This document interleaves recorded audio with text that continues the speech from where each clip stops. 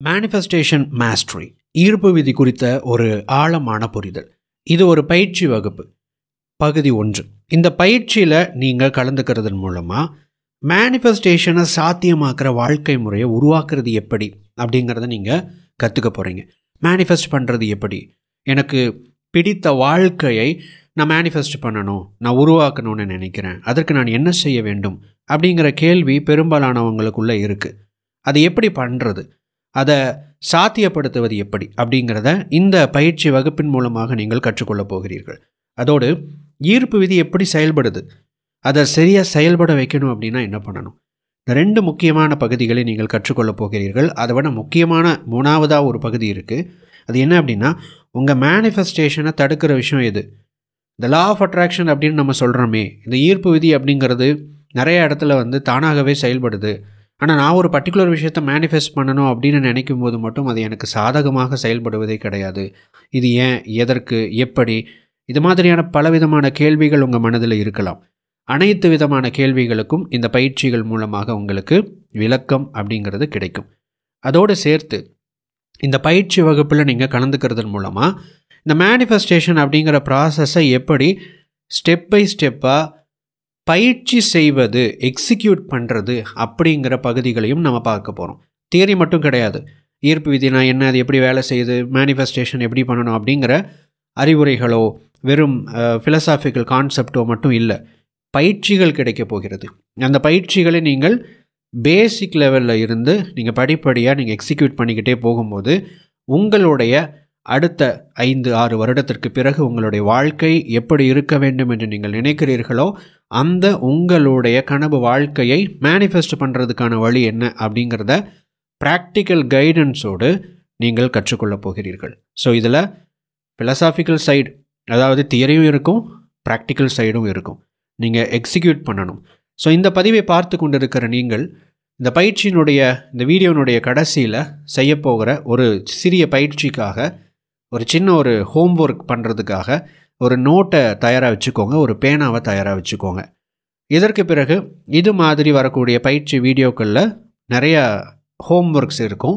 அதை நீங்கள் எக்ஸிக்யூட் பண்ணும்போது உங்களுக்குள்ளே இருக்கிற அந்த உண்மையான ஆழமான விருப்பம் என்ன அப்படிங்கிறத நம்ம தோண்டி எடுத்து அதை எப்படி மேனிஃபெஸ்ட் பண்ணுறது அப்படிங்கிற வரைக்கும் நாம் இந்த பயிற்சி வகுப்பின் மூலமாக நம்ம ட்ராவல் பண்ண போகிறோம். எல்லோரும் தயாராக இருப்பீர்கள் அப்படின்னு நம்புகிறேன். இந்த மேனிஃபெஸ்டேஷன் அப்படிங்கிற அந்த ப்ராசஸை ரொம்ப எளிமைப்படுத்தும் விதமாக இதை நான் 3 ஸ்டெப்ஸாக பிரிக்கிறேன். த சீக்ரெட்டில் ஆஸ்க், பிலீவ், ரிசீவ் அப்படின்னு பிரிச்சிருப்பாங்க. கேளுங்கள், நம்புங்கள், பெற்றுக்கொள்ளுங்கள் அப்படின்னு பிரிச்சிருப்பாங்க. இது எல்லாமே என்ன அப்படின்னா, ஒரு மைண்ட் அளவில் மட்டுமே இருக்கக்கூடிய விஷயம். அதாவது மனம் என்கிற அந்த ஒரே ஒரு விஷயத்தை மட்டும், ஒரே ஒரு பகுதியை மட்டும், அந்த மைண்டுங்கிற விஷயத்துக்குள்ளே இருக்கிற விஷயங்களை மட்டும் எப்படி அலைன் பண்ணுறது அப்படிங்கிறத பற்றி மட்டும்தான் த சீக்ரெட் அப்படிங்கிற புத்தகத்தில் பேசியிருப்பாங்க. பட் ப்ராக்டிக்கல் லைஃப்பில் அதை தாண்டி நமக்கு நிறைய விஷயங்கள் இருக்குது. அது ஒரு ஜென்ரல் ஐடியா, இந்த மாதிரியான விஷயங்களை செஞ்சிங்கன்னா இது நடக்கும், இதுதான் டெக்னிக் அப்படின்னு சொல்லியிருப்பாங்க.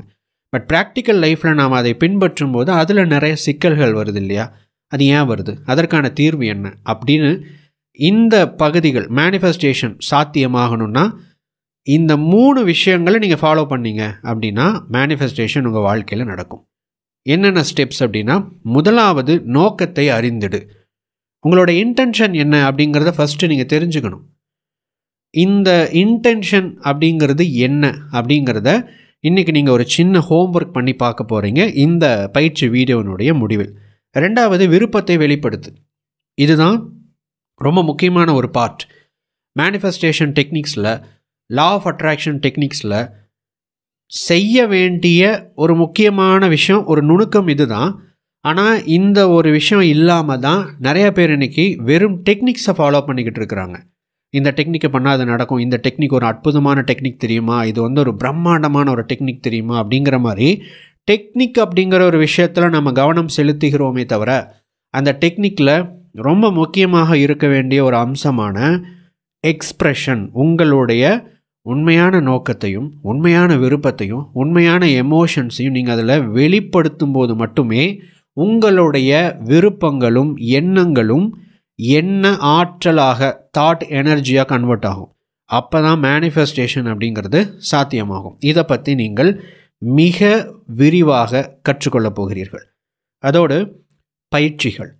இந்த பயிற்சியில் உங்களுடைய மனநிலையை எப்படி சரியாக கொண்டு வருவது, உங்களுடைய மனநிலையை எப்படி நீங்கள் எந்த ஒரு வாழ்க்கை முறையை நீங்கள் மேனிஃபெஸ்ட் பண்ணணும்னு நினைக்கிறீங்களோ அதில் சமநிலைப்படுத்துவதற்காக, அதில் உங்களுடைய மனதை நிலைநிறுத்துவதற்காக நீங்கள் பின்பற்ற வேண்டிய பயிற்சிகள் என்ன அப்படிங்கிறதையும் நம்ம பார்க்க போகிறோம்.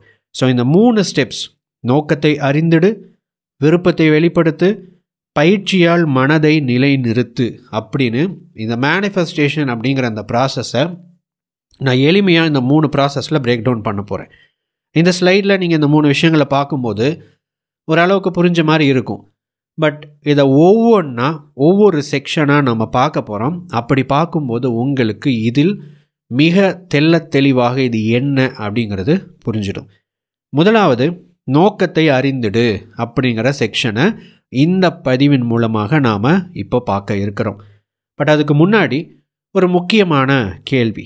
ஈர்ப்பு விதி நான் நினைக்கிற மாதிரி ஏன் நடக்கிறது இல்லை? இது ஒரு காமனாக அதிகமான நபர்கள் என்னிடம் கேட்கப்பட்ட ஒரு கேள்வி. லா ஆஃப் அட்ராக்ஷன் அப்படிங்கிற ஒரு விஷயத்தை நான் மேனிஃபெஸ்ட் பண்ணணும்னு சொல்லிட்டு ஈர்ப்பு விதி பயிற்சிகளை நான் செய்கிறேன். ஆனால் நான் எதற்கு பயிற்சி செய்கிறேனோ அந்த விஷயம் நடக்கிறது இல்லை. இந்த விஷயம் மேனிஃபெஸ்ட் ஆகணும், ஒரு விஷயம் இப்படி தான் நடக்கணும்னு நினைக்கிறேன், அது நடக்கிறது இல்லை. ஆனால் இயல்பாக நிறைய விஷயம் நடக்குது, ஆனால் நான் நினைக்கிறது நடக்க மாட்டேங்குது. இது ஏன் அப்படின்னு ஒரு கேள்வியை அடிக்கடி நிறைய பேர் வந்து கேட்குறாங்க. இதற்கான பதில் என்ன அப்படின்னா, இது ரொம்ப பேசிக். பட் பேசிக் அப்படிங்கிறதுனால இதை சாதாரணமாக நீங்கள் எடை போட்டு விடக்கூடாது. இதுதான் எல்லாமே. ஏன்னா ஈர்ப்பு விதி அப்படிங்கிற ஒரு விஷயம் இருக்கிறதாகவும், இந்த லா ஆஃப் அட்ராக்ஷன், இந்த இப்படி ஒரு விஷயத்தை பண்ணுனா இது நடக்கும் அப்படிங்கிற இந்த அறிவை எல்லாரும் எப்படி பெற்றுக்கொண்டார்கள் அப்படின்னு கேட்டிங்கன்னா, இயற்கையை அப்சர்வ் பண்ணுறதன் மூலமாக, ஒரு நபருடைய வாழ்க்கையில் நடக்கிற பேட்டர்ன்ஸை அப்சர்வ் பண்ணுறதன் மூலமாக இந்த மாதிரி நடக்குது, இந்த மாதிரி பண்ணனா இந்த மாதிரி நடக்குது அப்படிங்கிறத புரிந்து கொண்டார்கள். அப்போது இயற்கை தான் வந்து அல்டிமேட் ரியாலிட்டி. நீங்கள் புரிந்து கொள்ள வேண்டிய ஒரு விஷயம் என்னென்னா, இயற்கை அப்படிங்கிறது தான் தி அல்டிமேட் ரியாலிட்டி. அதை நாம் புரிந்து கொள்ள வேண்டும். இயற்கையாகவே சில விஷயங்கள் நம்மை சுற்றி பலவிதமான விஷயங்கள் நடந்து கொண்டிருக்கிறது. அதை நம்ம அப்சர்வ் பண்ணணும், அதை நாம் கவனிக்க வேண்டும், அதை கவனித்து நாம் கற்றுக்கொள்ள வேண்டும். அப்படி கற்றுக்கொண்டால் ஒரு விஷயத்தில் சில விஷயத்தை சேஞ்ச் பண்ணுறதன் மூலமாக, மாற்றம் செய்வதன் மூலமாக நமக்கு வேண்டிய விரும்பிய விளைவை எப்படி ஏற்படுத்துவது என்பதை நாம் கற்றுக்கொள்ள முடியும். இந்த அடிப்படை தத்துவத்தை தான் எல்லா விஷயத்துலையும் நீங்கள் பார்க்க முடியும். பட் நம்ம என்ன பண்ணுறோம் அப்படின்னா, அதை இமிட்டேட் பண்ண ஆரம்பிக்கிறோம். அதாவது இயற்கையான ஒரு நிகழ்வை செயற்கையாக செய்ய நம்ம முயற்சி பண்ணுறோம். சரி, இப்போ இந்த ஈர்ப்பு விதி அப்படிங்கிறது உங்களுடைய புரிதலுக்காக சொல்லணும் அப்படின்னா, இயல்பாக எப்படி, இயற்கையாக எப்படி ஒரு நபருக்குள்ளே வேலை செய்யுது.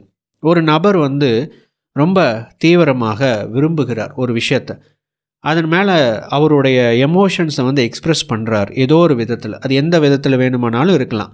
அவருக்கு என்ன வேணும் அப்படிங்கிறத சும்மா அவருடைய டைரியில் எழுதி வைக்கிறதா இருக்கலாம், இல்லை அந்த படத்தை வந்து அவங்களுடைய ஒரு கதவில் வந்து ஒட்டி வைக்கிறதா இருக்கலாம். இந்த மாதிரியான ஒரு விஷயத்தை அவர் செய்கிறார். ஒரு கட்டத்துக்கு அப்புறம் அதை பற்றி அவர் தீவிரமாக சிந்திச்சுக்கிட்டே இருக்கிறாரு. அவருக்கு நிறைய வாய்ப்புகள் எல்லாமே வர ஆரம்பிக்குது. உடனே அவர் என்ன பண்ணுறாரு அப்படின்னா, அந்த வாய்ப்புகளை கையில் எடுக்கிறாரு. படிப்படியாக முன்னேற்றம் அப்படிங்கிறது அவருக்குள்ளே நடந்துக்கிட்டே இருக்குது. ஒரு ப்ராசஸ் போயிட்டே இருக்கார். அதற்கப்புறம் ஒரு கட்டத்தில் அவர் எதை விரும்பினாரோ அதை அடைந்து விட்டார் அப்படின்னு வச்சுக்கலாம். இதுதான் இயல்பாக ஒரு நபருக்குள்ளே இயற்கையாக நடக்கிற ஒரு law of attraction process. But இந்த விஷயத்தை எனக்கு எக்ஸாக்டாக என்ன வேணுமோ அதில் நான் கொண்டுட்டு வரணும் அப்படின்னா, இந்த நபருடைய லைஃப்பில் நடந்த அதே பேட்டர்னை நான் என்ன பண்ணுறேன்னா காப்பி பண்ணுறேன், இமிட்டேட் பண்ணுறேன், ரெப்ளிகேட் பண்ணுறேன். அப்போது அவர் என்ன பண்ணார், இந்த விஷயத்தை ஆழமாக நினச்சார், விரும்பினார். உங்களுக்கு என்ன வேண்டுமோ அதை ஆழமாக நீங்கள் நினைக்க வேண்டும், அதை விரும்ப வேண்டும். அது குறித்து இந்த நபர் வந்து நினச்சாருன்னா என்ன பண்ணார், அதை பற்றி ஒரு டே ட்ரீமிங், அதாவது அது நடந்தால் எப்படி இருக்கும் என்று மனதிற்குள்ளாக நினைத்து சந்தோஷப்பட்டு கொண்டார். நீங்கள் மகிழ்ச்சியை வெளிப்படுத்த வேண்டும், நீங்கள் அதை காட்சிப்படுத்தி பார்க்க வேண்டும், விசுவலைசேஷன் பண்ணணும். அதற்கப்புறம் அவர் ஒரு ஃபோட்டோவை எடுத்து அவருடைய கதவுல ஒட்டி வச்சார். நீங்கள் ஒரு விஷன் போர்டை உருவாக்க வேண்டும். இதற்கு பேர் ஒரு விஷன் போர்டு. இதுதான் ஒரு டெக்னிக். உங்களுக்கு என்ன வேண்டுமோ அதையெல்லாம் கட் பண்ணி நீங்கள் ஒரு சார்ட் பேப்பர்லேயோ ஒரு ஃப்ரேம்லேயோ ஒரு உடன் போர்ட்லேயோ ஒட்டி வைக்க வேண்டும். இதற்கு பெயர் விஷன் போர்டு. இப்படிங்கிற மாதிரி டெக்னிக்ஸை நம்ம டீச் பண்ணுறோம். அப்போ இந்த மேனிஃபெஸ்டேஷன் ப்ராசஸை இமிட்டேட் பண்ணுறதுக்கு சரியாக எப்படி இமிட்டேட் பண்ணுறது, எப்படி ரெப்ளிகா பண்ணுறது அப்படிங்கிற அடிப்படையில் நாம் என்ன சொல்கிறோம், உங்களுடைய மனம் இப்படி இருக்க வேண்டும், மகிழ்ச்சியை வெளிப்படுத்த வேண்டும், டெய்லியும் விசுவலைசேஷன் பண்ணி பார்க்கணும், இந்த மாதிரி ஒரு விஷன் போர்டை ரெடி பண்ணி நீங்கள் ஒட்டி வைக்கணும். இதெல்லாம் பண்ணுனா நீங்கள் நினைக்கிற விஷயங்கள் மேனிஃபெஸ்ட் ஆகும் அப்படின்னு நம்ம சொல்கிறோம். இப்போது இங்கே என்ன பண்ணியிருக்கோம், இயல்பாக ஒரு நபருடைய வாழ்க்கையில் நடந்த நிகழ்வை நாம் அப்படியே காப்பி பண்ணுறோம். இங்கே இருக்கிற இந்த ப்ராசஸில் தான் விஷயமே இருக்குது. அவர் இயற்கையாக அந்த விஷயத்தின் மேலே ஒரு ஈர்ப்பு ஏற்பட்டிருக்கு. அது ஏனோ என்னமோ நமக்கு தெரியாது. அந்த ஒரு குறிப்பிட்ட ஒரு காரோ ஒரு பொருளோ வேணும்னு அவர் விரும்பி இருக்கிறாரு. அந்த விருப்பத்தின் அடிப்படையில் அவர் ஒரு விசுவலைசேஷன் மாதிரி அதுவே நடந்திருக்கு. அவராக எதுவும் பண்ணலை, அவராக அதை தூண்டி தான் விட்டுருக்கிறாரு. அவருடைய கற்பனை குதிரையை சும்மா ஒரு தட்டி விட்டுருக்காரு, அது ஓட ஆரம்பிச்சிருக்கு. இது நடந்தால் எப்படி இருக்கும், அப்படி இருக்கும். அதனோட எக்ஸ்ட்ரீமாக அவருடைய எமோஷன்ஸை, அவருடைய இன்டென்ஷனை எக்ஸ்ப்ரெஸ் பண்ணுற மாதிரி என்ன பண்ணியிருக்கிறாரு, ஒரு ஃபோட்டோ கிடச்சிது, எனக்கு பிடிச்ச விஷயம், அதனால் நான் அதை ஒட்டி வைக்கிறேன்னு சொல்லிட்டு ஒட்டியும் வச்சுட்டார். இதெல்லாம் அவர் தெரிஞ்சு பண்ணாரா, ஈர்ப்பு விதின்னு ஒரு விஷயம் இருக்குன்னு நினச்சி பண்ணாரா? இல்லை. அவருடைய மனம் செயல் வழி நடத்தும் அந்த விதத்தில் அவர் வழி நடந்தார். அப்போ என்ன நடந்துச்சு அப்படின்னா, மேனிஃபெஸ்டேஷன் அவருக்கு நடந்துச்சு. நீங்கள் சீக்ரெட்டுக்கு முன்பாக நிறைய பேர், நடிகர் ஜிம் கேரி ஆகட்டும், நிறையா பேர் நான் மேனிஃபெஸ்ட் பண்ணினேன், லா ஆஃப் அட்ராக்ஷன் நடந்துச்சு, நான் ஒரு செக்கில் எனக்கு எவ்வளோ பணம் வேணும் என்பதை நான் எழுதி வைத்து நான் அடிக்கடி பார்த்து கொண்டே இருப்பேன், அது நடந்தது, மேனிஃபெஸ்ட் ஆனது என்று நிறைய பேர் அவங்களுடைய கதைகளை சொல்லுவார்கள். இதற்கு பின்னால் இருக்கக்கூடிய விஷயம் இதுதான். அது அவர்களுக்கு தானாகவே நடந்தது. அவங்க இந்த விஷயங்களெல்லாம் தெரிஞ்சு பண்ணல, அவங்களுடைய மனம் அவர்களை வழி நடத்தியது.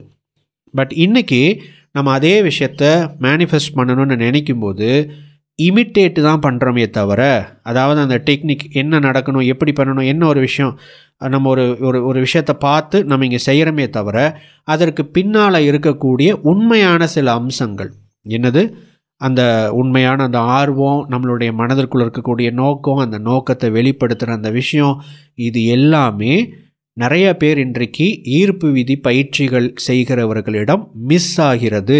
இல்லை, அதன் காரணமாக வெறும் டெக்னிக்கை மட்டும்தான் ஃபாலோ பண்ணுறாங்களே தவிர அது உயிரோட்டமான டெக்னிக்காக இல்லை. இதனால தான் நிறையா பேருடைய மேனிஃபெஸ்டேஷன் அப்படிங்கிறது வெறும் இமிட்டேஷனாக இருக்குது. இயல்பான இயற்கையான நிறைய அம்சங்கள் அதற்குள் இல்லாததால், அதற்குள் உயிர் இல்லாததால் அது நிஜமாக நடக்காமல் இருக்கிறது. உயிர் இருந்தால் நடக்கும். நீங்கள் நடக்கிறீங்க, நான் நடக்கிறேன், நமக்கு உயிர் இருக்குது. உயிர் இல்லைன்னா நம்மளால் நடக்க முடியாது. அதே மாதிரி தான் மேனிஃபெஸ்டேஷன் நடக்கணும்னா அது உயிரோட்டமானதாக இருக்க வேண்டும். அப்போ அதற்கு உயிர் எது அப்படின்னு கேட்டிங்கன்னா, இன்டென்ஷன், நோக்கம். இதுதான் இன்றைக்கி நம்ம பார்க்க போகிற முக்கியமான ஒரு விஷயம். இப்போ மேனிஃபெஸ்டேஷன் அப்படிங்கிறத சாத்தியப்படுத்தணும் அப்படின்னா என்ன பண்ணணும்? மிக எளிமையாக 3 படிகளில் பார்க்கணும். அப்படின்னா அடிப்படையை நீங்கள் புரிஞ்சுக்கணும். என்ன பேசிக், அது மேனிஃபெஸ்டேஷனுக்கு பின்னாடி என்ன இருக்குது அப்படிங்கிறத நீங்கள் புரிஞ்சுக்கணும். ரெண்டாவது, மேனிஃபெஸ்டேஷனுக்கு பின்னாடி இதுதான்ப்பா இருக்குது, நாம் இப்படி தான் நடந்துக்கணும். நம்ம ஒரு விஷயத்தை செய்கிறோம், ஒரு பயிற்சியை நம்ம செய்கிறோன்னா அந்த பயிற்சியை சும்மா வெறுமனே செஞ்சுட்டு போயிடக்கூடாது. நம்ம வெறுமனே கிராட்டிடியூட் எழுதிட்டு போயிடக்கூடாது. அதற்கு பின்பு அதற்கு உள்ள இந்த விஷயம் இருக்கே, அதை நாம் வெளிப்படுத்த வேண்டும் அப்படிங்கிற அந்த மனநிலை, சரியான மனநிலையை நீங்கள் வளர்த்து கொள்ள வேண்டும். சரியான மனநிலை வளரணும்னா அடிப்படை புரிஞ்சு அந்த அடிப்படையை நாம் பின்பற்ற வேண்டும். இதெல்லாம் இருக்குது, இது இருக்கணும் அப்படிங்கிற அந்த மனநிலையை நீங்கள் வளர்த்து கொள்ள வேண்டும். 3வது படி என்ன அப்படின்னா, பயிற்சி, செயல் மற்றும் வாழ்க்கை முறை. இந்த 3 விஷயத்தை நீங்கள் அலைன் பண்ணணும்.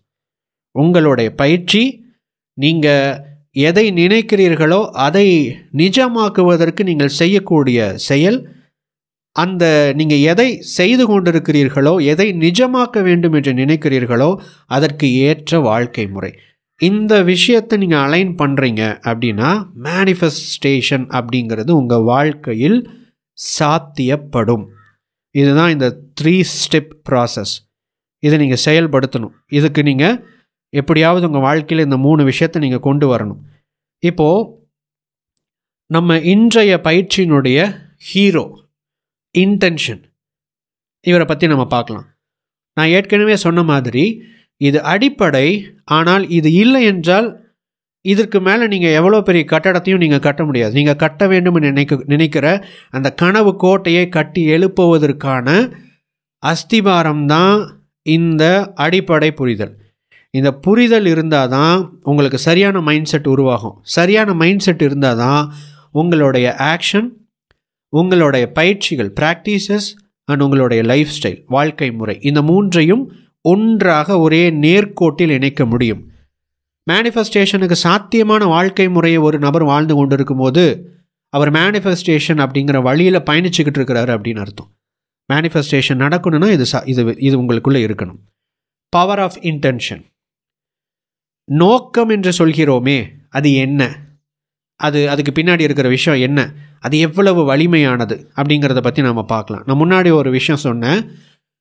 நோக்கம் அப்படிங்கிறது தான் மேனிஃபெஸ்டேஷன். ஒரு விஷயம் நீங்கள் மேனிஃபெஸ்ட் பண்ணுறீங்க அப்படின்னா அதோட உயிர் என்னது? நோக்கம், இன்டென்ஷன். இன்டென்ஷன் இல்லைன்னா அது வெறும் டெக்னிக்கு தான், அதுக்கு உயிர் கிடையாது.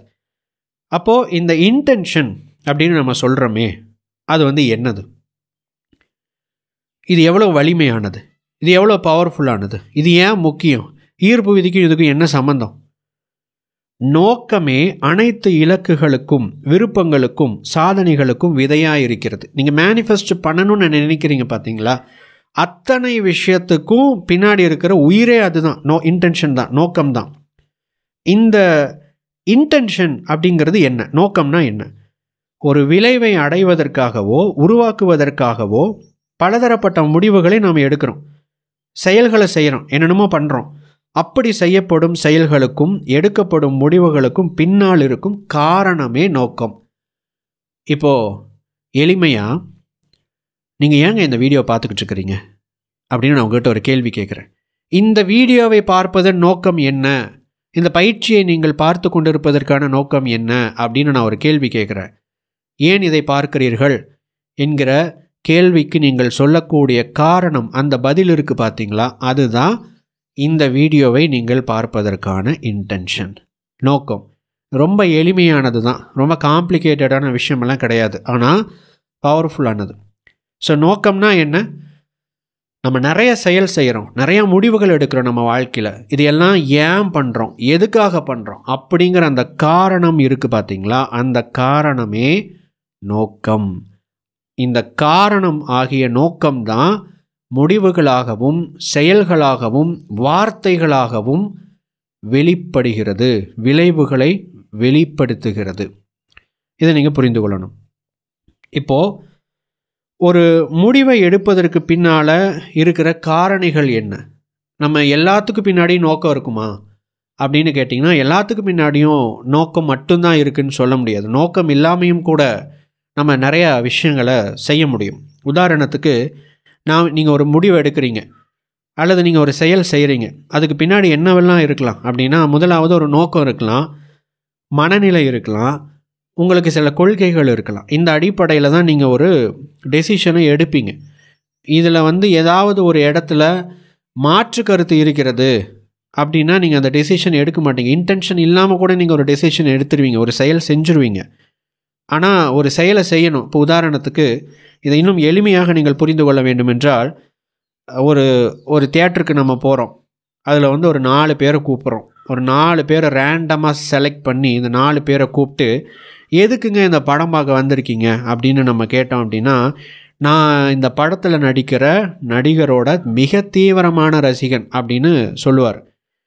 இன்னொரு நபர் என்ன சொல்லுவார் அப்படின்னா, நான் எந்த படம் வந்தாலும் அதை நான் தியேட்டருக்கு போய் பார்த்துருவேங்க, அதனுடைய பழக்கம் அப்படின்னு சொல்கிறார்.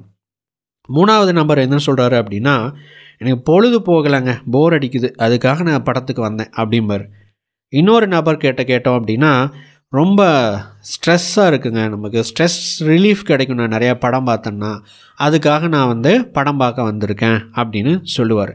அப்போது ஒரே படம் தான், ஒரே சினிமா படத்துக்கு எத்தனை விதமான நபர்கள் எத்தனை விதமான நோக்கங்களுக்காக படம் பார்க்க வர்றாங்க. இது எல்லாமே நோக்கங்கள், இதுக்கு பின்னாடி இருக்கிற விஷயம். அப்போது இது வந்து இப்போ உதாரணத்துக்கு ஒரு நபர் வந்து ஒரு சினிமா படத்துக்கு போகலாம் அப்படின்னு சொல்லிட்டு அவருக்கு நோக்கமே கிடையாது, அவருக்கு எந்த இன்டென்ஷன் எல்லாம் கிடையாது இந்த படம் பார்க்கணுன்னு சொல்லிட்டு. ஒரு ஃப்ரெண்டு கூப்பிட்றாரு. அந்த ஃப்ரெண்டு வந்து கூப்பிடும்போது, இந்த மாதிரி ஒரு நடிகர்ப்பா, இந்த நடிகர் படம் நடிச்சிருக்காரு, நம்ம போய் பார்ப்போமா, ஓகே அப்படின்னு சொல்லிட்டு, சரி உனக்காக வரேன் அப்படின்னு சொல்லிட்டு வந்துடுறாரு. இப்போ அவருக்கு வந்து எந்த நோக்கமும் கிடையாது. நோக்கம் இல்லாமல் கூட அவர் வந்து ஒரு செயல் செய்ய முடியும், ஒரு இன்டென்ஷன் இல்லாமல் ஒரு ஆக்ஷன்லேருந்து இறங்க முடியும்.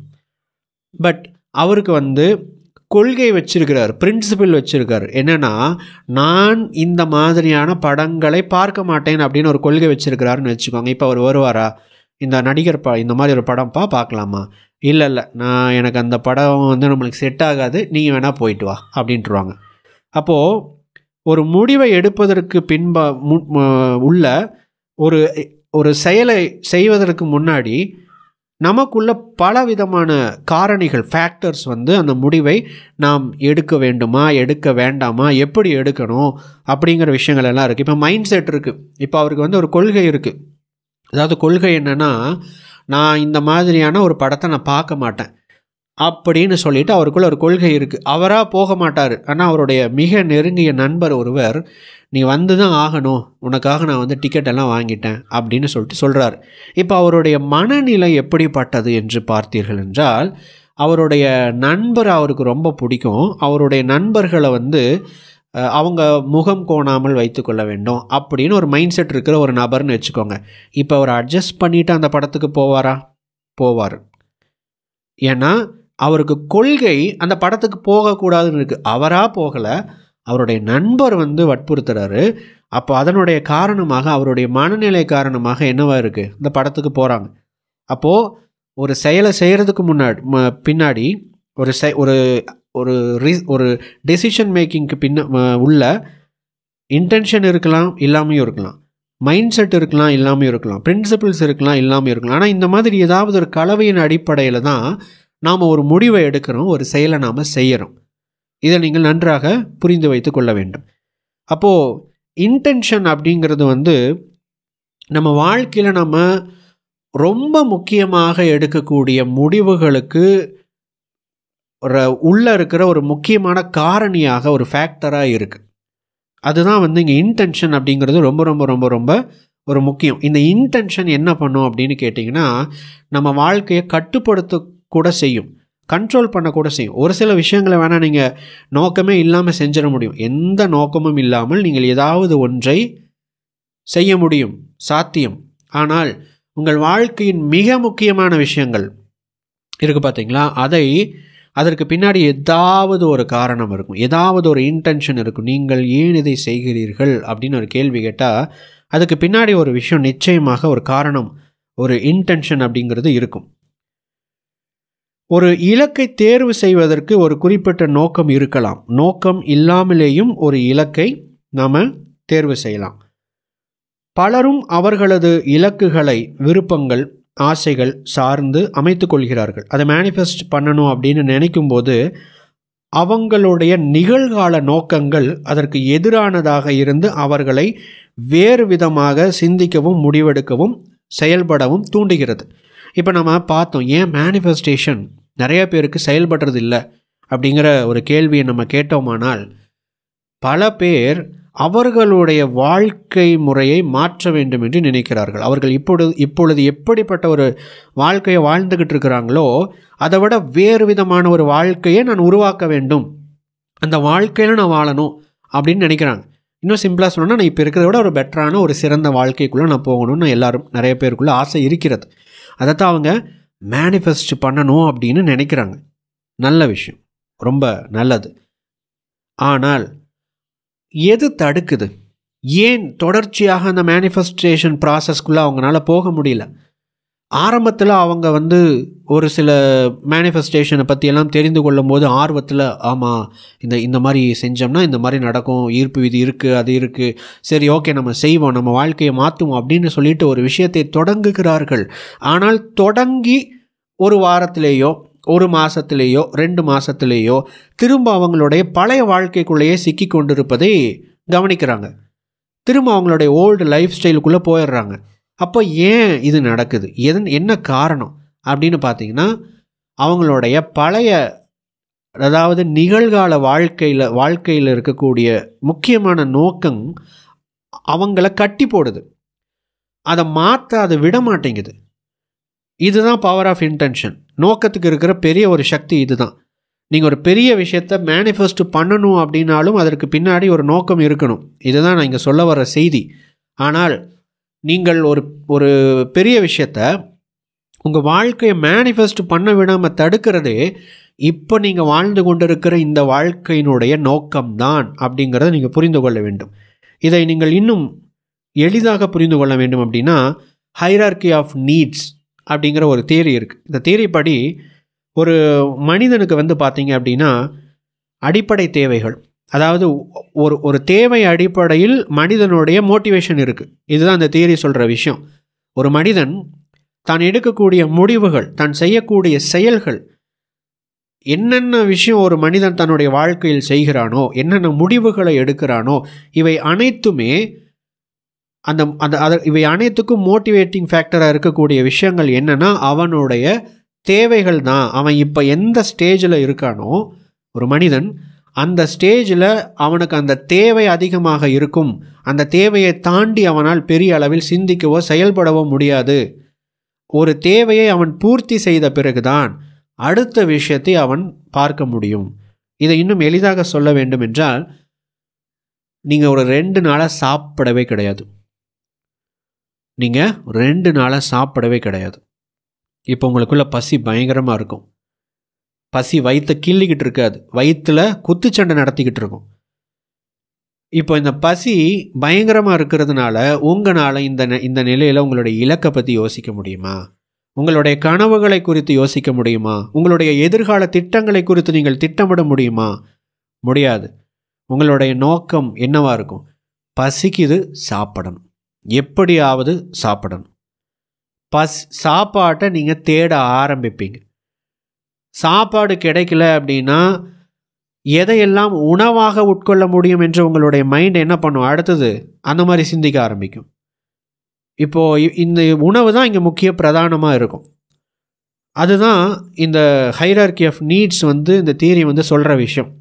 இப்போ உதாரணத்துக்கு சில பேர் ஒரு அடிப்படை தேவை, சைக்கலாஜிக்கல் நீட்ஸ் அப்படிங்கிற கேட்டகரியில் இருப்பாங்க. சாப்பாடு, தங்கிறதுக்கான இடம், ஓய்வு, ஒரு மனிதன் உயிர் வாழ்வதற்கு தேவையான மிக அடிப்படையான ஃபிசியாலஜிக்கல் நீட்ஸ் அப்படின்னு சொல்லக்கூடிய உடம்பு சார்ந்த தேவைகள், உடம்பு உயிர் வாழ்கிறதுக்கு தேவையான விஷயங்களை எனக்கு ரொம்ப முக்கியம் அப்படிங்கிற ஒரு ஸ்டேஜில் இருக்கிறவர்கள் ஆசைப்படலாம். பட் ஆனால் அவங்க வாழ்க்கையில் உண்மையாகவே சில முடிவுகளை எடுத்து அதை நோக்கி போவார்களா அப்படின்னு பார்த்தீங்கன்னா போக முடியாது.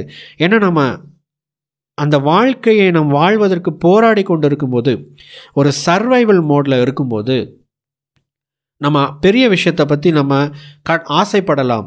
ஆனால் அதில் நாம் முழு மூச்சாக இறங்கி அடுத்த கட்டத்தை நோக்கி நாம் பயணிப்பது என்பது ரொம்ப சேலஞ்சிங்காக இருக்கும். ரொம்ப சேலஞ்சிங்காக இருக்கும். மிக மிக மிக சேலஞ்சிங்கான ஒரு விஷயமா இருக்கும். இதுதான் நிறைய பேர் தடுக்குது. இதில் சேஃப்டி நீட்ஸ் இருக்கும், எஸ்டீம் நீட்ஸ் இருக்கும், செல்ஃப் ஆக்சுவலைசேஷன் என்று சொல்லக்கூடிய விஷயங்கள் இருக்கும். என்னுடைய வாழ்க்கையில் நான் மிகப்பெரிய ஒரு விஷயத்தை நான் செய்ய வேண்டும், என்னை இப்படியெல்லாம் வெளிப்படுத்தணும்னு நினைக்கிற விஷயம் எல்லாமே செல்ஃப் ஆக்சுவலைசேஷன் என்று சொல்லப்படுகிற அந்த டாப் லெவலில் இருக்கக்கூடிய தேவை. இது எப்போ ஒரு நபருக்கு கிடைக்கும் அப்படின்னா, அடிப்படை தேவைகளை அவன் பூர்த்தி செய்து உளவியல் தேவைகளையும் அவன் பூர்த்தி செய்த பிறகு அவனுடைய மனம் ஆட்டோமேட்டிக்காக அந்த ஒரு பெரிய விஷயத்தை பற்றி யோசிக்கும். இப்போ நீங்களே உங்களுடைய வாழ்க்கையை நீங்கள் திரும்பி பார்த்தீங்க அப்படின்னா, நீங்கள் படிப்படியாக கொஞ்சம் சில பேர் சொல்லுவாங்க பார்த்தீங்களா, நான் ரொம்ப கஷ்டப்பட்டு தாங்க இந்த நிலைமைக்கு வந்திருக்கேன் அப்படின்னு சொல்லுவாங்க பார்த்தீங்களா. அந்த மாதிரியான ஒரு நபராக நீங்கள் இருந்தால், அல்லது அந்த மாதிரியான யாராவது ஒரு நபர் உங்களுக்கு தெரியும் என்றால், அந்த லைஃப் அப்சர்வ் பண்ணி பாருங்கள். அவங்க அந்த அடிப்படை தேவை என்கிற ஸ்டேஜில் அவங்க ரொம்ப தீவிரமாக போராடி போராடி போராடி அந்த விஷயங்களை எல்லாம் ஃபுல்ஃபில் பண்ணி அப்பாடா அப்படிங்கிற ஒரு ரிலாக்ஸ்டு ஸ்டேட்டுக்கு மேலே வந்ததுக்கப்புறம் கொஞ்சம் அவங்க லைஃப்பில் ஒரு இம்ப்ரூவ்மெண்ட் வரும். அப்போ அவங்களுடைய தேவை என்னவாக இருக்குன்னா, சைக்கலாஜிக்கல் நீட்ஸ், உளவியல் தேவைகள் சார்ந்த விஷயமா இருக்கும். அதை அவங்க ஃபுல்ஃபில் பண்ணினதுக்கு அப்புறம் தான் அவங்க லைஃப்பை நெக்ஸ்ட் ஸ்டேஜுக்கு கொண்டுட்டு போவாங்க. ஸோ இது இன்னும் விளக்கமாக, இன்னும் எளிமையாக சொல்லணும் அப்படின்னா, ரொம்ப கஷ்டப்படுறவங்களுக்கு ஒரு வீடு அப்படிங்கிறதே ஒரு பெரிய விஷயம். ஒரு 4 சுவத்தை கட்டி அதுக்குள்ளே நம்ம பாதுகாப்பாக இருக்கணும் அப்படிங்கிறது, அந்த வீடு அப்படிங்கிறது அவங்களுக்கு ஒரு பெரிய விஷயமா இருக்கும். ஆனால் நிறைய பணம் இருக்கிறவர்களுக்கு அது போதாது.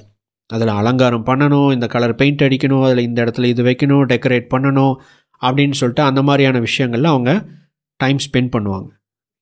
ஆனால் ரொம்ப அடிப்படை தேவைகளுக்கு போராடி கொண்டு இருக்கிறவர்களுக்கு அவங்க இருக்கிற இடமே ஒரு பெரிய விஷயமா இருக்கும். பெரிய பெரிய விஷயத்தை வச்சு நம்ம டெக்கரேட் பண்ணலனாலும் இருக்கிறத வச்சுட்டு நம்ம திருப்திக்கு ஒரு சின்ன விஷயம், ஒரு டெக்கரேஷன் பண்ணிக்கிறோம். ஆனால் பெருசாக இருக்காது. அவர்கள் அங்கே பெரிதாக மதிப்பது என்னவாக இருக்கும் என்று கேட்டால் அந்த வீட்டை தான். அதில் இருக்கிற பொருட்களை கிடையாது. நம்ம என்ன டிவி வச்சுருக்கிறோம், எவ்வளோ பெரிய டிவி மாட்டியிருக்கோம் அப்படிங்கிறத பற்றியெல்லாம் அவர்கள் பெரிதாக பேச மாட்டார்கள், நினைக்க மாட்டார்கள். அந்த வீடு தான் அவங்களுக்கு பெருசு. ஆனால் பணம் நிறைய இருக்கிறவங்களுக்கு அந்த வீடு பெருசு கிடையாது. அந்த வீட்டில் இருக்கிற நிறைய பொருட்கள் இருக்குது, அதுதான் அவங்களுக்கு பெருசு. ஏன்னா இப்போ அவங்களுடைய தேவை அந்த அடிப்படை தேவையிலிருந்து பூர்த்தியாகி விட்டபடினால அவங்களுடைய திங்கிங் வேறு மாதிரி இருக்கும். அப்போ நீங்கள் சொல்ல வர பாயிண்ட் என்ன அப்படின்னா, நிகழ்கால வாழ்க்கை சூழலின் நோக்கம் செயற்கையான எதிர்கால மேனிஃபெஸ்டேஷன் டெக்னிக்குகளை தகர்த்து விடுகிறது. இங்கே தான் ஏன் நான் லா ஆஃப் அட்ராக்ஷன் ப்ராக்டிசஸ் பண்ணுறேன், ஈர்ப்பு விதிக்கான பயிற்சிகளை நான் பின்பற்றுகிறேன், இருந்தாலும் ஏன் என்னால் தொடர்ச்சியாக நான் அதை செய்ய முடியவில்லை, ஏன் அந்த மேனிஃபெஸ்டேஷனுக்கான ப்ராசஸில் என்னால் நடக்க முடியலை அப்படின்னு கேட்டிங்கன்னா, இதுதான் உங்களுடைய நிகழ்கால நிஜ வாழ்க்கையின் தேவைகள், நோக்கங்கள், உங்களை நீங்கள் எதை மேனிஃபெஸ்ட் பண்ணணும்னு நினைக்கிறீங்களோ அந்த வாழ்க்கை முறைக்கான டெசிஷன்ஸை, முடிவுகளை எடுக்க விடாமல் தடுக்குது. அதற்கான பயிற்சிகளை செய்ய விடாமல் தடுக்குது. அதற்கான செயலை செய்ய விடாமல் தடுக்குது. அதற்கான வாழ்க்கை முறையை வாழ விடாமல் தடுக்குது. இன் ஷார்ட், உங்களுடைய ப்ரெசன்ட் லைஃப் உங்களை கண்ட்ரோல் பண்ணுது. அந்த ப்ரெசன்ட் லைஃபுக்கு ஒரு நோக்கம் இருக்குது. உங்களுடைய நிலை, அந்த நிலையின் காரணமாக இருக்கிற அந்த நோக்கம் இருக்குது பார்த்தீங்களா, அது உங்களை கண்ட்ரோல் பண்ணுது. இதுதான் பவர் ஆஃப் இன்டென்ஷன். ஒரு நோக்கம் நம்மை ஒரு செயல் செய்ய வைக்குது. ஒரு நோக்கம் நமக்கு ஒரு முடிவெடுக்கிறதுக்கான காரணியாக இருக்குது. அதே நோக்கம்தான் நீங்கள் விரும்புகிற அந்த விளைவை ஏற்படுத்தக்கூடிய அந்த வாழ்க்கைக்கான முடிவுகளை எடுக்க விடாமையும் செயல் செய்ய விடாமையும் தடுக்குது. அப்போ இங்கே விஷயம் என்ன, நோக்கம் அப்படிங்கிறது உங்களை கண்ட்ரோல் பண்ணவும் செய்து, அந்த நோக்கத்தை நீங்கள் புரிந்து கொண்டால் நீங்கள் அதை கண்ட்ரோல் பண்ண முடியும். இதுதான் பவர் ஆஃப் இன்டென்ஷன். அப்போ நீங்கள் இதை செயல் வடிவம் கொடுக்கணும். இப்போ நம்ம பார்த்தா இந்த கருத்துக்கு ஒரு செயல் வடிவம் கொடுக்க வேண்டும் என்றால் என்ன செய்ய வேண்டும்? முதலாவது, நோக்கமற்ற ஆசைகளை இலக்குகளாக கருதாதீர்கள். பெரும்பாலானவர்கள் இந்த மேனிஃபெஸ்டேஷன் டெக்னிக்கில் என்ன பண்ணுவாங்க அப்படின்னா, கேட்டால் கிடச்சிரும், கேட்டால் பிரபஞ்சம் கொடுத்துரும், கேட்டுருவோம், கேட்குறது தான் கேட்போம், பெருசாக கேட்போம் அப்படின்னு சொல்லிட்டு என்ன பண்ணிடுவாங்கன்னா, அது வேணும் இது வேணும் என்று அவர்களுக்கு சம்பந்தம் இல்லாத விஷயங்களை நிறைய பேர் ஆசைகளாக உருவாக்கி கொண்டு இருக்கிறார்கள். இதுதான் நடந்துக்கிட்டு இருக்கு நிறைய பேருக்குள்ள. அவங்க மேனிஃபெஸ்ட் பண்ணணும்னு உருவாக்குகிற ஒரு இலக்கு அவர்களுக்கு சம்பந்தமே இல்லை. இன்டென்ஷன் அப்படிங்கிறது ரொம்ப ரொம்ப ஒரு பர்சனலான விஷயம். ரொம்ப, ஏன்னா உங்களுடைய நிகழ்காலத்தை நடத்துவதே இன்டென்ஷன் தான். உங்கள் எதிர்காலத்தை உருவாக்குவதும் இன்டென்ஷன் தான். அந்த இன்டென்ஷன் நிறைய பேருடைய இலக்குகளில் இல்லை. இந்த நோக்கத்தை பொறுத்த வரைக்கும் நம்ம வாழ்க்கையை கட்டுப்படுத்தக்கூடிய நிகழ்கால நோக்கம் அப்படின்னு நம்ம ஒரு கேட்டகரி பார்த்தோம். இன்னொரு கேட்டகரி என்ன அப்படின்னா, நம்ம ஃப்யூச்சரில் நம்ம என்ன மாதிரியான வாழ்க்கை முறையை உருவாக்க போகிறோம் அப்படிங்கிறதுக்கான நோக்கம். இந்த நோக்கம் இருக்குது பார்த்தீங்களா, நிகழ்கால நோக்கம் தான் டாமினேட் பண்ணும் நம்ம வாழ்க்கையை. நம்மளுடைய எண்ணங்களையும் தாட் ப்ராசஸை நம்ம எப்படி சிந்திக்கிறோம் அப்படிங்கிற பலவிதமான விஷயங்களை அது கட்டுப்படுத்துது அப்படின்னு கூட சொல்லலாம். ஏன்னா நம்ம வாழ்க்கையில் ஒரு மாற்றத்தை ஏற்படுத்தணும் அப்படின்னு நினைக்கும் போதே நமக்குள்ளே பலவிதமான பயங்களை உருவாக்குது, நமக்குள்ளே பலவிதமான நெகட்டிவான எண்ணங்களை சிந்தனைகளை உருவாக்குது. இது நடக்காது, இது சாத்தியம் இல்லை அப்படிங்கிற வாய்ப்புகளை பார்க்க விடாத ஒரு ஒரு கண்மூடித்தனமான ஒரு குருட்டுத்தனத்தை உருவாக்குது. அப்படின்னாவே இதற்கு பின்பு இருக்கக்கூடிய விஷயம் என்ன, நாம் இப்போ வாழ்ந்துக்கிட்டு இருக்கிற இந்த வாழ்க்கைக்கு இது செட் ஆகாது, நாம் வாழ்ந்து கொண்டிருக்கிற இந்த வாழ்க்கைக்கு நீங்கள் எடுக்க வேண்டிய முடிவுகள் இது அல்ல, இதுதான் என்று நிகழ்கால நோக்கம் என்பது நம்மளுடைய எதிர்கால நோக்கத்தை ஃபோக்கஸ் பண்ண விடாமல் கட்டுப்படுத்துது. அப்போது நீங்கள் உருவாக்கக்கூடிய இலக்குகளுக்கு, நீங்கள் மேனிஃபெஸ்ட் பண்ணணும்னு நினைக்கிற விஷயத்துக்கு நோக்கமே இல்லை அப்படின்னா எப்படி இருக்கும்? அது ஒன்றுமே கிடையாது. இந்த சினிமா படங்களில் பார்த்தோம் அப்படின்னா ஒரு விஷயம் அடிக்கடி சொல்லுவாங்க. ஒரு படம் இருக்குது அப்படின்னா, நார்மலான ஒரு திரைப்படம் எடுத்துக்கொள்ளலாம். அந்த திரைப்படத்தில் வந்து ஹீரோ, வில்லன் அப்படிங்கிற 2 முக்கியமான கேரக்டர் இருக்கும். இந்த 2 பேருக்கு நடுவில் நடக்கிற ஒரு போராட்டம் சார்ந்த ஒரு கதையாக இருக்கும் பட்சத்தில் அந்த படம் வந்து நல்லா அமையணும் அப்படின்னா, வில்லன் வந்து மிக பலசாலியாக இருக்க வேண்டும், இல்லைனா சுவாரஸ்யம் இருக்காது அந்த கதையில். இங்கே விஷயம் என்ன அப்படின்னா, நீங்கள் வந்து உருவாக்குற அந்த புதிய இலக்கை அடையிறதுக்கான அந்த விஷயம் இருக்குது பார்த்தீங்களா, அது வந்து ஹீரோ அப்படின்னு வச்சுக்கோங்க. உங்களுடைய நிகழ்கால வாழ்க்கையினுடைய நோக்கங்கள் அப்படிங்கிறது தான் வில்லன். இப்போது நீங்கள் சண்டை போட்டு இதை ஜெயிக்கணும், உங்களுக்கு நோக்கமே இல்லாத இலக்குகளை உருவாக்கி விட்டீங்க அப்படின்னா ஒன்றுமே இல்லாத ஒரு தூசிக்கு சமம். அந்த வில்லன் என்ன பண்ணுவான் அப்படின்னா, அதை போட்டு பந்தாடுறது கூட இல்லை, ஃபோனு ஊதி விட்டுட்டு அது பாட்டுக்கு போயிட்டே இருக்கும். ஸோ நிறையா பேருடைய வாழ்க்கையில் அவங்க மேனிஃபெஸ்டேஷன் ப்ராசஸை வந்து செயல்படுத்த முயற்சி செய்யும்போது அது அவர்களுடைய இலக்கே கிடையாது. இது அடைஞ்சால் நல்லாயிருக்கும், அது அடைஞ்சால் நல்லாயிருக்கும் அப்படின்னு சொல்லிட்டு பல விதத்துலேயும் அவங்க வந்து தூண்டப்பட்ட பலதரப்பட்ட ஆசைகளைத்தான் முன்வைக்கிறார்களே தவிர அவர்களுடைய உண்மையான இலக்குகள் அவங்களுடைய மனதிலிருந்து, அவங்களுடைய உள்ளார்ந்த மனதில் இருந்து, அந்த இன்டென்ஷனில் இருந்து ஒரு இலக்கை வந்து கொண்டு வரதே கிடையாது. இப்போது இதை இப்படி சொல்கிறேன், நீங்கள் வந்து ஒரு இலக்கை செலக்ட் பண்ண போகிறீங்க மேனிஃபெஸ்ட் பண்ணுறதுக்கு அப்படின்னா அது எப்படி இருக்கணும் அப்படின்னா, அந்த நீங்கள் உருவாக்கி வச்சிருக்கிற அந்த இலக்குக்கு நோக்கம் இருக்கிறதா என்று பாருங்கள். இதுதான் மெயினான ஒரு விஷயம். அது உயிர் இருக்கான்னு பாருங்கள். முதல்ல ஒரு விதையை நம்ம வந்து மண்ணுக்குள்ளே போட்டு முளைக்க வைக்கணும்னு நினைக்கிறோம். அப்படி நினைக்கக்கூடிய அந்த விதை காய்ந்து விட்ட விதையாக இருந்தால், அல்லது அது விதையே கிடையாது, விதை மாதிரி ஒரு பொம்மை, ஒரு பிளாஸ்டிக் பொம்மை, அதை மண்ணில் போட்டால் வருமா? வராது. விதை மாதிரி இருக்கிற அனைத்தும் முளைக்காது, விதை தான் முளைக்கும். அதற்கு வந்து விதைக்கக்கூடிய அந்த தன்மை இருக்கிறதா, அதற்கு உயிர் இருக்கிறதா என்று பாருங்கள். அதுதான் நோக்கம், அதுதான் இன்டென்ஷன். ஸோ இந்த இன்டென்ஷன் உங்களுடைய இலக்குகளில் இருக்கா அப்படின்னு பார்க்கணும். சில பேர் அந்த மாதிரியான இலக்குகளை உருவாக்கி விடுவார்கள். அதற்கு பிறகு மேனிஃபெஸ்டேஷனில் சில சிக்கல்கள் வரும். அது என்ன அப்படிங்கிறதெல்லாம் நம்ம பின்னாடி பார்க்கலாம்.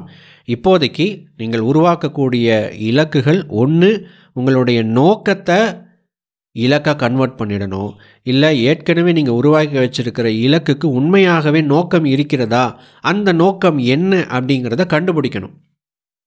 ஸோ இதை இன்னும் சிம்பிளாக சொல்லணும்னா, உங்களுடைய கோலுக்கு இன்டென்ஷன் இருக்கணுங்க. இன்டென்ஷன்லேருந்து கோலாக கன்வெர்ட் பண்ணாலும் சரி, கோலுக்கு இன்டென்ஷன் இருக்குது அப்படிங்கிறத நீங்கள் டார்கெட் பண்ணி ஐடென்டிஃபை பண்ணாலும் சரி, இந்த ரெண்டில் ஏதாவது ஒரு விஷயத்தை நீங்கள் செய்ய வேண்டும். இதுதான் முதல் ஸ்டெப். அதாவது நோக்கம் இல்லைன்னா, நோக்கம் இல்லாத ஆசைகளை இது இலக்கு நான் மேனிஃபெஸ்ட் பண்ண போகிறேன் அப்படின்னு நீங்கள் நினைக்கவே கூடாது. ரெண்டாவது, உண்மையான நோக்கங்களை முதலில் கண்டுணருங்கள், அதை இலக்குகளாக மாற்றுங்கள். நான் சொன்ன இந்த மெத்தட். மூணாவது, அந்த இலக்குகளுடன் கூடிய நோக்கத்தை பிரபஞ்சத்திற்கு வெளிப்படுத்துங்கள், எக்ஸ்ப்ரெஸ் பண்ணணும். நீங்கள் எக்ஸ்ப்ரெஸ் பண்ணும்போது உங்கள் மனதில் இருக்கக்கூடிய அந்த விஷயம் தாட் எனர்ஜியாக கன்வெர்ட் ஆகும். அப்படி கன்வெர்ட் ஆகிற விஷயம் பிரபஞ்சத்தில் பதிவாகும். பிரபஞ்சத்தில் பதிவாகிற விஷயம் நடப்பதற்கான சாத்தியக்கூறுகளை, வாய்ப்புகளை பிரபஞ்சம் உங்கள் பக்கம் அலைன் பண்ண ஆரம்பிக்கும். இந்த விஷயத்தில் நீங்கள் கரெக்டாக இருக்கீங்க அப்படின்னாவே, நீங்கள் எதை அடையணும்னு நினைக்கிறீங்களோ அந்த விஷயத்தினுடைய பாதையில் நீங்கள் நடந்துக்கிட்டு இருக்கிறீங்க அப்படின்னு அர்த்தம். அடையாளங்களை பார்ப்பீங்க, வாய்ப்புகளை பார்ப்பீங்க, அதற்கான தொடர்புகளை உங்களுக்கு கிடைக்கும். அதை நீங்கள் பயன்படுத்தி முன்னேற அந்த இலக்குகள் உங்கள் வசமாகும். இப்படி தான் மேனிஃபெஸ்டேஷன் அப்படிங்கிற ஒரு விஷயம் நடக்குது.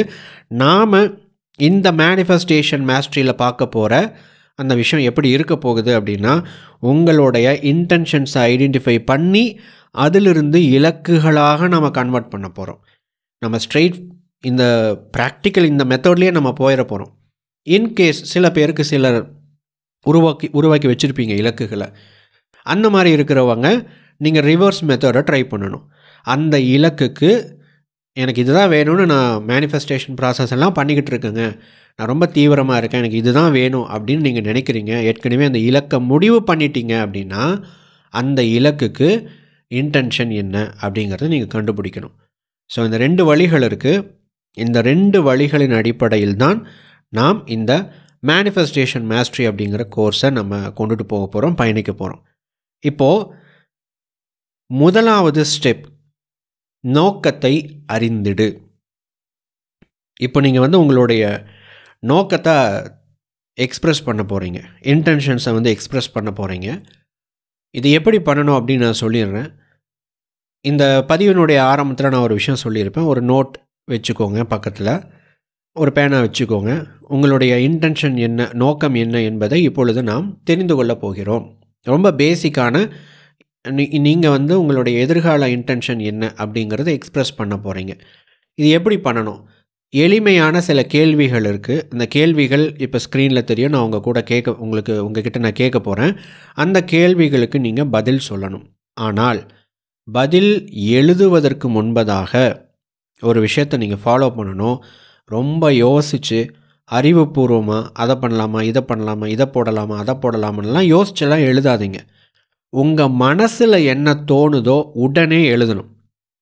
கேள்வி கேட்கப்பட்டவுடன் ரொம்ப ஆழமாக யோசிக்காமல் மனதை அமைதிப்படுத்திவிட்டு நீங்கள் உடனடியாக இந்த கேள்விகளுக்கு பதில் எழுத வேண்டும். இதுதான் ரூல். இந்த ரூலை நீங்கள் பிரேக் பண்ணக்கூடாது. இதை நீங்கள் பிரேக் பண்ணி ரொம்ப நீங்கள் யோசித்து லாஜிக்கலாக நீங்கள் பதில் சொல்ல முயற்சி பண்ணுறீங்க, கரெக்டாக இருக்கணும், தப்பாக இருக்கணும், உங்களுடைய பதில்கள் கரெக்டாக இருக்குது தப்பாக இருக்குன்னெல்லாம் கிடையாதுங்க. நீங்கள் என்ன எழுதுறீங்களோ அதுதான் உங்கள் இன்டென்ஷன். ஆனால் அதை நம்ம இப்படி எழுதினால் சரியா, அப்படி எழுதினால் தவறாகி விடுமா அப்படின்னு நீங்கள் யோசிச்சிங்கன்னா நீங்கள் தெளிவாக இல்லைன்னு அர்த்தம். அடுத்தது, சரியாக எழுதணும்னு நினச்சிங்கன்னா உங்கள் இன்டென்ஷன்ஸை நீங்கள் எக்ஸ்ப்ரெஸ் பண்ண முடியாது. ஏன்னா இன்டென்ஷனுங்கிறது சரியாக இருக்கணும்னு அவசியம் கிடையாது. நம்ம மனசில் என்ன தோணுதோ அதுதான் இன்டென்ஷனே தவிர, நீங்கள் அதை அந்த மேல் லேயரை தாண்டி இது இப்படி சொல்லலாம். இன்டென்ஷன் என்பது சப்கான்ஷியஸ் மைண்டில் இருக்கிற விஷயம். நீங்கள் மேல் லேயருக்கு வந்துட்டீங்க அப்படின்னா அங்கே உங்களுடைய அறிவை பயன்படுத்தி, லாஜிக்கல் மைண்டை பயன்படுத்தி ரொம்ப சிந்திச்சு எழுதுனீங்கன்னா உங்கள் மனதில் இருக்கக்கூடிய அந்த இன்டென்ஷன்ஸை நீங்கள் எக்ஸ்ப்ரெஸ் பண்ண மாட்டீங்க. திரும்ப நீங்கள் அதை மூடி மறைக்க ஆரம்பித்து விடுவீர்கள். ஸோ ரூல் என்னென்னா, கேள்வி கேட்கப்பட்டவுடன் நீங்கள் வீடியோவை பாஸ் பண்ணிக்கலாம், ஆர் டைம் எடுத்து இந்த கேள்விகளை தனியாக நோட் பண்ணி வச்சுட்டு உங்களுடைய மனதை அமைதிப்படுத்தி ஒரு 2-3 நிமிடங்கள் 5 நிமிடங்கள் எதுவும் பெரிதாக உங்கள் வாழ்க்கை குறித்து, உங்களுடைய எதிர்காலம் குறித்து கொஞ்ச நேரம் சிந்தித்து கொண்டு அதற்கு பிறகு இந்த கேள்விகளை படித்தவுடன், கேள்விகளை கேட்டவுடன் உங்கள் மனசில் என்ன பதில் தோணுதோ அந்த பதிலை நீங்கள் அப்படியே எழுத வேண்டும். ரொம்ப யோசிக்காமல் டக்குன்னு எழுதிடணும். இதுதான் ரூல். சரி, இப்போ நான் கேள்விகளை கேட்க போகிறேன். இப்போவே எழுதுறதா இருந்தாலும் எழுதிக்கலாம், இல்லை நீங்கள் நோட் பண்ணி வச்சுட்டு நான் சொன்ன மாதிரி உங்கள் மைண்டை ப்ரிப்பேர் பண்ணி எழுதுகிற மாதிரி இருந்தாலும் சரி. ரெடியாக இருக்கீங்களா? முதல் கேள்வி என்ன அப்படின்னா, உங்களுடைய வாழ்வில் நீங்கள் யாராக, எப்படிப்பட்ட நபராக இருக்க வேண்டும் என்று நினைக்கிறீர்கள்? இந்த கேள்விக்கு பதில் எழுதுங்க. 2வது கேள்வி, எது மாதிரியான வாழ்க்கை முறையை நீங்கள் வாழ வேண்டும் என்று விரும்புகிறீர்கள்? இது 2வது கேள்வி. 3வது கேள்வி, ஏன் இந்த வாழ்க்கை முறையை நீங்கள் வாழ வேண்டும் என்று விரும்புகிறீர்கள்? இந்த 3 கேள்விக்கு பதில் எழுதுங்க. உங்கள் எதிர்கால வாழ்க்கை முறை குறித்தும் அதற்கான நோக்கம் குறித்தும் இந்த 3 கேள்விகள் உங்களுக்கு நிறைய விஷயங்களை வெளிப்படுத்தும். இதை இப்போதைக்கு எழுதி வைங்க. அடுத்து வரக்கூடிய பகுதிகளில் இந்த விஷயத்தை எப்படி நம்ம எக்ஸ்பிரஸ் பண்ணுறது, பிரபஞ்சத்திடம் இதை எப்படி கொண்டு போய் சேர்ப்பது, எப்படி இலக்குகளை உருவாக்குவது, அதை மெயின்டைன் பண்ணுறதுக்கான பயிற்சிகள் என்ன அப்படிங்கிறத நாம் படிப்படியாக அடுத்தடுத்த பகுதிகளில் நாம் பார்க்க இருக்கிறோம். இப்போது நீங்கள் இதில் நம்ம Q&A செஷன் இருக்க போகுது. லைவ் ஸ்ட்ரீமில் இந்த Q&A செஷன் அப்படிங்கிறது எபிக் லைஃப் கம்யூனிட்டி குரூப்பில் இணைந்த மெம்பர்ஸுக்கு மட்டும் நடத்தப்படும். நீங்கள் இந்த குழுவில் இணையணும் அப்படின்னா ஸ்க்ரீனில் தெரியக்கூடிய இந்த வாட்ஸ்அப் நம்பருக்கு 6380186712 அப்படிங்கிற இந்த வாட்ஸ்அப் நம்பருக்கு ஹாய் அப்படின்னு நீங்கள் ஒரு மெசேஜ் போடணும். மெசேஜ் போட்டிங்கன்னா குரூப்பில் இணையிறதுக்கான லிங்க் உடனே உங்களுக்கு கிடைக்கும். அதில் நீங்கள் இணைந்து கொள்ளலாம். நீங்கள் அதில் இணைஞ்சிட்டிங்கன்னா இது தாண்டி மற்ற பயிற்சிகள் வரும். இப்போ நான் இந்த இடத்துல சொல்லி கொண்டு இருக்கிற இந்த தகவல் புதியவர்களுக்கு, நம்ம எபிக் லைஃப் கம்யூனிட்டியில் ஜாயின் பண்ணாமல் இருக்கிறவங்களுக்கு, நீங்கள் ஏதாவது ஒரு குரூப்பில் இருந்தீங்க அப்படின்னா போதுமானது. உங்களுக்கு நம்ம இது மாதிரியான பயிற்சிகள் சார்ந்த அப்டேட்ஸ், மற்ற சில பயிற்சிகள், இந்த குரூப்புக்குனே தனியாக கொடுக்கப்படுகிற பேசிக்ஸ் ஆஃப் மெடிடேஷன், அடிப்படை தியான பயிற்சி, ஆற்றல் மையங்களுக்கான பயிற்சி, அதோடு சேர்த்து ஈர்ப்பு விதி சார்ந்த இன்னொரு ஆழமான புரிதல் அண்ட் லா ஆஃப் அட்ராக்ஷன் சார்ந்த இன்னொரு அற்புதமான ஒரு டெக்னிக், இது எல்லாமே அந்த குழுவில் பயிற்சிகளாக ஒவ்வொரு மாதமும் கொடுக்கப்பட்டு கொண்டிருக்கிறது. நீங்கள் இதில் இணைந்து கொள்ளணும் அப்படின்னு விருப்பப்பட்டீங்க அப்படின்னா இதில் இந்த ஸ்க்ரீனில் தெரிகிற இந்த நம்பருக்கு மெசேஜ் பண்ணி இணைந்து கொள்ளலாம். ஹாய் அப்படின்னு ஒரே ஒரு செய்தி அனுப்புனீங்க அப்படின்னா போதுமானது. கால் பண்ணாதீங்க, நிறையா மெசேஜஸ் அனுப்பாதீங்க. ஜஸ்ட் ஹாய் அப்படிங்கிற ஒற்றை செய்தி போதுமானது. ஸோ தொடர்ச்சியாக பயணிப்போம். இந்த சீரீஸ் உங்கள் வாழ்க்கையில் ஒரு மிகப்பெரிய மாற்றத்தை ஏற்படுத்த போகுது. அதனால் இதை சீரியஸாக எடுத்துக்கோங்க, பயிற்சி செய்யுங்க. கொடுக்கப்படுகிற எக்ஸசைசஸ், ஹோம் ஒர்க்ஸ் இது எல்லாத்தையும் சரியாக பின்பற்றுங்கள். தொடர்ச்சியாக பயணிப்போம். பிரபஞ்ச பேராற்றல் உங்களை வழிநடத்துவதாக. நன்றி.